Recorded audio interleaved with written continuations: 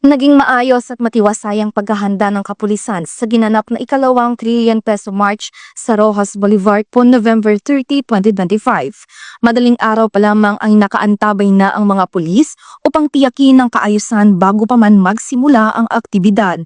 Sa Luneta Park na nagsilbing assembly area ng mga rallyista, mahinahon, ngunit matatag ang pagbabantay ng kapulisan.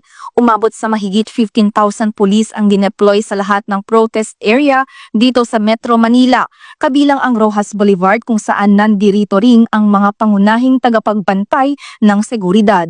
Bilang bahagi ng mas pinaigting na preparasyon, umikot mismo si Napolcom Vice Chairman Attorney Rafael Vicente Calinisan kasama ang Regional Director ng NCRPO, Police Major General Anthony A. Aberin, kung saan personal nilang ininspeksyon ang mga nakadeploy na pulis. Tiniyak din nila ang kahandahan ng bawat unit at masigurong maayos na maipatupad ang security plan para sa aktibidad. Habang inilalahad ng mga rallyista ang kanilang hinaing tungkol sa lumalaganap na korupsyon sa bansa, nananatiling kontrolado ang sitwasyon at walang naitalang tensyon o komprontasyon sa pagitan ng pulis at ng mga rallyista. Naging matiwasay ang aktibidad sa kahabaan ng Rojas Boulevard dahil sa masusing paghahanda, koordinadong seguridad mula sa PNP at pagrespeto sa karapatan ng publiko na magpahayag habang pinapangalagaan ang seguridad at kapayapaan ng komunidad. Mahalaga ring bigyan diin na hindi kalaban ang mga pulis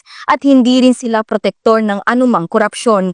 Ang PNP ay naroroon bilang tagapagbantay upang tiyakin na ang ikalawang trillion peso march ay magiging ligtas, maayos at payapa para sa lahat ng kalahok. Mula dito sa US Embassy, ako ang inyong PNN correspondent, Patrolwoman Reyna Joyce M. Dalire, alagad ng batas, tagataguyod ng Balitang Pulis.